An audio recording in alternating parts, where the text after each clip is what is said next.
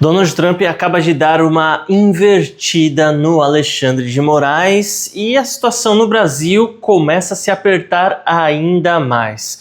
O que acontece é que o presidente dos Estados Unidos, ele se declarou uma pessoa que vai lutar pela liberdade e inclusive ele vai fazer o possível pelo Brasil. Não tem como ele invadir diretamente a nossa soberania nacional para tentar fazer a liberdade acontecer na marra, até porque quem é a favor da liberdade não faria isso, mas ele tem mecanismos muito fortes para lutar contra isso e nós sabemos que ele considera o Alexandre de Moraes o principal ofensor da liberdade aqui nas terras tupiniquins.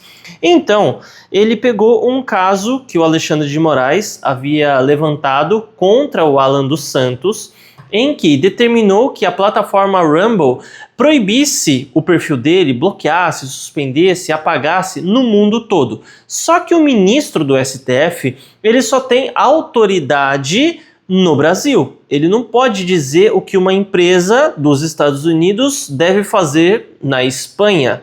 Ele não pode dizer o que uma empresa da França fará no México, né? Então, assim, a autoridade dele no Brasil é bem grande. Ele é um ministro do Supremo Tribunal Federal, mas isso não dá direito a ele a expandir esses domínios para além do Brasil. Ele poderia, no máximo, recomendar ou pedir a alguma plataforma que apagasse o perfil do Alan dos Santos fora do país. Nós recomendamos porque, pelo motivo XYZ, que o perfil dele seja apagado, mas ele não pode ordenar isso.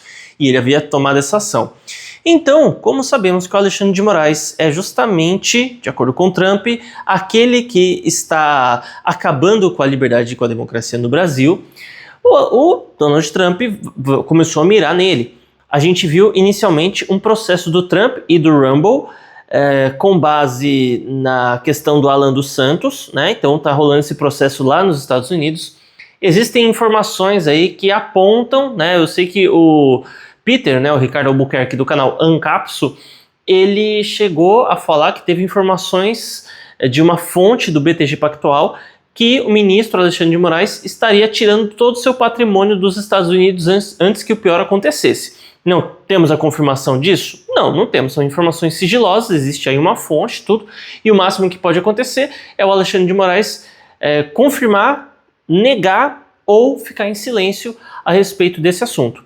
Com isso, nós temos em mente que o Alexandre de Moraes ele estava começando a afrouxar as rédeas. Ele permitiu que o monarca permitiu, né, como se fosse uma coisa assim fantástica. Não, é só o que ele deveria ter feito desde o início. Ele permitiu que o monarca pudesse restaurar os seus perfis nas redes sociais, até porque o Marco Civil da Internet aqui no Brasil prevê apenas suspensão de postagens. Então, desde que uma pessoa ela critique alguém, ou o sistema governamental, ou até o STF, ou até, quem sabe, o sistema de eleição de mandatários, presidente, governador e tudo mais, né? A pessoa pode criticar, desde que não faça de forma anônima, tá? Então, se você colocar uma máscara ou se você colocar dados falsos para se cadastrar em uma rede social e usar isso para criticar alguém, você vai estar cometendo um crime. Isso é contra o Marco Civil da Internet. Seu perfil pode ser apagado e você pode responder criminalmente por isso. Mas, se você faz isso, igual eu estou fazendo aqui, com a cara limpa, ou mesmo que não mostre seu rosto, mas ao mesmo tempo dê para saber que é você, por consequência você não está cometendo crime, você pode criticar. Então, o Alexandre de Moraes ele tomou essa ação atravessando o Marco Civil da Internet e bloqueando vários perfis. Esse é um ponto negativo, daí teve a questão da soberania nacional e tudo, e ele restaurou o perfil do monarca. Tá? Ele restaurou o perfil do monarca e de várias outras pessoas que ele havia bloqueado. Daí todo mundo pensou assim, ele deve estar dando uma baixada na bola porque ele sabe que a coisa vai apertar para ele. Tanto é que vazou a informação que pessoas próximas ao Lula haviam indicado para que ele não fosse para os Estados Unidos porque qualquer juiz em território americano poderia mandar prendê-lo. Então o que ele fez? Ele deu uma baixada na bola, veio o auditor da OEA aqui para o Brasil, que é um órgão internacional. É um órgão esquerdista? É um órgão esquerdista. Mas quem alimenta, o dinheiro que alimenta esse órgão é o dinheiro dos Estados Unidos. Então, se ele volta para lá com um relatório bosta nas mãos, os Estados Unidos falam, você tá inventando história? Você tá fazendo coisa errada? Beleza, eu vou cortar sua grana, vou cortar seu financiamento, tchau, vai embora, já era. Então, assim, quem é que paga as contas da Organização dos Estados Americanos, da OEA, é o governo americano. Se o governo americano decide encerrar esse financiamento, o órgão simplesmente para de existir. É basicamente isso. Então, se eles não entregarem um relatório fidedigno sobre o que acontece no Brasil, por consequência, o órgão vai parar de existir. Então, a tendência é que o relatório realmente seja o mais próximo da verdade possível, o que iria demonstrar as ações de Alexandre de Moraes, e, por consequência, esse processo ganharia uma força muito maior. O processo que o Trump e o Rumble estão colocando contra o Alexandre de Moraes. Só que, então, a gente achou que o Alexandre de Moraes ia dar uma afrouxada e, em troca, não aconteceria nada. Aliás, ele pensou que isso ia acontecer. Só que ele deu uma afrouxada na rédea, o que aconteceu? O Trump meteu o processo lá. Então, ele decidiu dobrar a aposta, né? Então, vamos ver agora quem é que ganha. O Alexandre de Moraes ou o governo dos Estados Unidos? Quem será que vai vencer essa? Né? Para mim parece meio óbvio, mas eu não vou falar que você já sabe qual é a resposta dessa pergunta. Mas então, após isso, o Alexandre de Moraes falou, eu vou dobrar a aposta. Então ele foi lá e deu 48 horas para o Rumble apresentar um representante oficial nomeado com todos os dados, tudo corretinho, né? Não pode ser assim um representante só de boca, tinha que ser um representante judicialmente constituído. E o Rumble falou, cara, não, né? Aliás, só ignorou o pedido dele. Por quê? Imagina só, um cara lá no Japão cria um site e a partir de agora, esse cara que inventou um site lá, ele tem que ter um representante no Brasil, um representante no México, um representante na Argentina, um representante na Bolívia, no Chile, no mundo todo. Imagina só o custo disso, né? Hoje, para você registrar um domínio, você vai pagar o quê? R$10 por mês? R$20 por mês? Ou tem alguns que são R$100 por ano, enfim. Você vai pagar R$100 por ano. Agora imagina o custo de você ter um representante em cada um dos países, pagar um salário para alguém em todos os países. Mas, enfim, você percebe o quão ridículo é isso? Realmente não faz o menor sentido. Você muitas vezes constitui um CNPJ, você constitui até uma empresa em outro país para facilitar um país que tem uma quantidade grande de usuários, mas você não é obrigado a ter uma representação legal naquele país. Não, você não é obrigado, ninguém é obrigado a nada. E o Alexandre de Moraes, mesmo não tendo nada disso na Constituição, ele queria obrigar o Rumble a ter um representante aqui no Brasil. O Rumble simplesmente ignorou. O que ele fez? Ele foi lá e mandou suspender o Rumble aqui no Brasil, que é uma rede social que é concorrente do YouTube. Então, agora o Trump falou, eu vou combater o Moraes. O Moraes falou, então eu vou retalhar vocês da retaliação que vocês estão fazendo em mim. E agora o Trump dobrou a aposta também. Ele entrou junto com o Rumble de novo, com uma nova representação, ou seja, o Alexandre de Moraes já está enfrentando seu segundo processo nos Estados Unidos. E daí você fala assim, ok, mas e aí? Que diferença isso vai fazer nos Estados Unidos? Mesmo que falem assim, realmente Alexandre de Moraes está errado, ele é contra os direitos humanos, Alexandre de Moraes, ele, foi condenado. O governo americano pode prender o Alexandre de Moraes com ele estando aqui no Brasil? Não, eles não podem fazer isso. O que eles podem fazer é inscrever o nome do Alexandre de Moraes na Interpol, Polícia Internacional, e todos os países que participam da Interpol, têm integração com a Interpol, em teoria seriam obrigados a entregar o Alexandre de Moraes caso ele pisasse nesses territórios.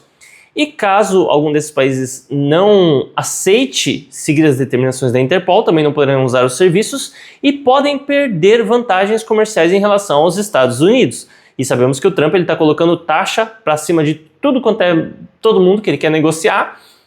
E o país que não quiser aceitar as determinações, talvez da Interpol, talvez do governo americano, não vai poder negociar com os Estados Unidos e vai perder uma oportunidade muito grande.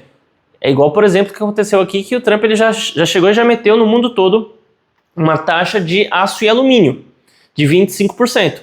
Cerca de 60% de toda a produção de aço e alumínio do Brasil é vendida para os Estados Unidos. A gente pode vender para os lugares do mundo? Claro que podemos. Só que com uma oportunidade a menos e com 60% da produção toda sobrando, a gente vai ser obrigado a vender mais barato para outros países. Por consequência, ou a gente perde lucro nos Estados Unidos ou a gente perde lucro em outros países. A melhor solução, negociar com os Estados Unidos. Ou vamos vamos negociar, vamos ver uma alternativa aí para esse tipo de imposto não acontecer. Por quê? Quem é que precisa mais um do outro? É os Estados Unidos que precisa mais do Brasil ou é o Brasil que precisa mais dos Estados Unidos? Eles precisam da gente? Precisam, mas a gente precisa bem mais. Então, se o Alexandre de Moraes for condenado, assim como eu realmente acredito que ele será, por consequência a gente vai ter um conjunto e combinado com o relatório da Organização dos Estados Americanos saindo, eu acredito que a gente vai começar a sofrer várias sanções financeiras e a tendência é que as coisas venham a piorar muito aqui no país. Por isso, eu acredito que tudo isso vai levar ao impeachment do Lula. Ué, mas não deveria levar ao impeachment do Alexandre de Moraes? As coisas estão interconectadas. Porque a economia brasileira, nesse momento, está passando por uma crise, não é uma crise absurda, tá? Tem gente passando fome no país? Sim. Tem gente desempregada nesse país por causa do Lula? Claro que sim. Mas a coisa ainda não afundou de vez. A gente não está numa era Collor. A gente não está numa era pré-Fernando Henrique Cardoso. A gente está numa era estilo Dilma. Isso a gente está. Justamente no momento em que a Dilma sofreu impeachment. Justamente no momento em que ela foi empichada. Por consequência, eu penso que sim, o Lula vai ser empichado também. E a gente vai ter, e se o movimento não acontecer agora, com essa manifestação de 16 de março, eu penso que a situação vai piorar, e eu duvido que eles vão conseguir manter o Lula no poder. Eu duvido que isso aconteça. Porque o dinheiro vai parar de entrar, o país vai começar a colapsar, o povo vai começar a se revoltar, e se duvidar, até o crime organizado vai se levantar contra isso tudo. A situação pode piorar muito. O Brasil pode quebrar de uma forma talvez nunca vista antes se o impeachment do Lula não acontecer. Por isso que eu vejo que é um erro muito grave a gente voltar com essa história do PSDB. Ah não, deixa o Lula se quebrar sozinho. Ah, deixa a Dilma seguir até o fim do mandato, é bom pro povo aprender, é bom, né? O que aconteceu? Deixa o Lula seguir, não vou fazer impeachment agora não. Surgiu esse escândalo de corrupção? Mas não vamos tirar ele do poder agora não. Deixa que o povo não vota mais nele não. O que aconteceu? Segundo mandato do Lula. Ah, pode deixar até o fim, o povo nunca mais vai votar no PT, não tem problema, eles vão ver que houve todo o escândalo de corrupção e tudo mais, o povo nunca mais vai votar no PT, pode ter certeza. O que aconteceu? Dilma. Ah, a Dilma ferrou com o país só tá afundando, não vamos fazer impeachment dela agora não, porque senão vai ser pior pro país, vamos deixar ela seguir, ela ir até o fim, o PT não volta mais. Daí o povo se revoltou e falou, cara, a gente não pode mais depender do PSDB. PSDB não é a direita. O povo decidiu fazer impeachment da Dilma. Ele fez, a gente teve o Temer, o vice-presidente, que se tornou presidente do Brasil durante um ano, um pouquinho mais de um ano, e depois essa revolta trouxe o outsider, né, o Bolsonaro, o cara de fora do sistema. Bolsonaro se tornou presidente, que foi uma falha de configuração deles, porque o negócio era ficar à esquerda, que é o PT, e o centro-esquerda, PSDB, falando que é oposição. Não, nós somos a oposição, né? E quando chegou um cara de direita, ganhou voz e chegou lá para discursar e falar, o povo se animou com isso tudo. O povo percebeu, não, esse aí que é o cara de direita. Poxa, eu sou conservador também, eu sou a favor da família, eu acredito em Deus, eu creio em um Criador dos céus e da terra. Daí o pessoal percebeu, opa, esse tal de Bolsonaro pode ser uma opção melhor. E realmente, ele foi um dos presidentes, aliás, talvez tenha sido o presidente que mais reduziu o poder do Estado diante do indivíduo, trazendo uma liberdade maior. O cara enfrentou uma pandemia e o país, logo depois da pandemia, teve uma recuperação em V. O pessoal ficava zoando, recuperação em V, isso nunca vai acontecer, não faz sentido. Foi exatamente o que aconteceu. Ah, mas a transposição do Rio São Francisco, quem fez não foi o Bolsonaro, foi o Lula. O Lula começou no primeiro mandato, não terminou no primeiro mandato, não terminou no segundo, não terminou no mandato da Dilma, não terminou no segundo mandato da Dilma, não terminou durante o governo Temer. E quando o Bolsonaro foi olhar para o negócio, já estava grande parte do que o PT tinha construído, tudo quebrado. Ele teve que refazer tudo, mas ele fez a transposição do Rio São Francisco. Dane-se que é um projeto iniciado pelo PT. Eu vou fazer isso. Ele pegou e fez. Ah, o Pix. Ah, não, mas o Pix, ele não foi criado pelo Paulo Guedes. É um projeto antigo. É um projeto antigo, mas que o Bolsonaro, na verdade nem foi o Bolsonaro, né? O Paulo Guedes, que é o ministro da Economia, pegou e falou, não, vamos fazer. Pegou e fizeram. Entende? Então o Bolsonaro foi um erro de percurso. Daí o que aconteceu? O pessoal colocou o dedo na balança, descondenou o condenado, tiraram ele da cadeia porque Bolsonaro fala palavrão. Bolsonaro fala palavrão. Ah, mas toda vez que o jornalista é estúpido, o Bolsonaro fala palavrão. Ah, mas você não pode xingar o jornalista. Só porque o jornalista é um corno safado que tá ali só para conseguir visualizações e render matérias. O Bolsonaro não pode brigar com ele. Coitadinho do jornalista. O que acontece? Ah é? Então tome Lula. É isso que está acontecendo. Olha o preço do azeite, olha o preço do arroz, olha o preço dos produtos no mercado e veja quão bom foi a vitória do Lula. Claro que sempre vai ter o louco lá. Não, se não fosse com Lula, tava bem pior. Como? Se quem causou tudo isso foi justamente o Lula. Ah, aumento das queimadas na Amazônia. Olha, Lei Rouanet bateu recorde e dessa vez a gente não teve musiquinha.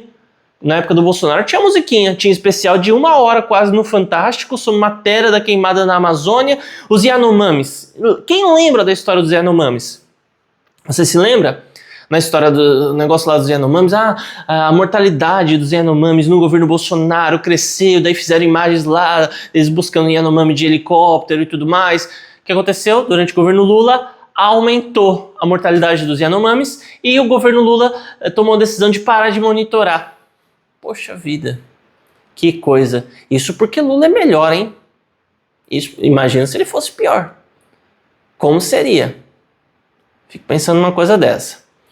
E agora o Donald Trump é um fator que chegou aí no meio do caminho, que não vai resolver o nosso problema, tá? Não, Donald Trump não é Jesus, ele não é o Messias, Elon Musk também não, e caso ele se declare assim, ele seria o anticristo, mas não, ele não é o Messias, ele não é Jesus.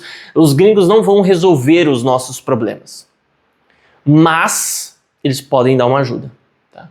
Trump e o Elon Musk e a galera da direita americana pode sim dar uma força. Mas enquanto o brasileiro não levantar a bunda da cadeira, enquanto o brasileiro não for pra rua, enquanto o brasileiro não se indignar com isso que tá acontecendo aqui nas nossas terras, nada vai mudar. Nada vai mudar. Essa que é a verdade. Mas então é isso, se inscreva aí no canal, ativa o sino das notificações, deixa um like aí no vídeo e que o Criador dos céus e da terra te abençoe grandemente. Até mais.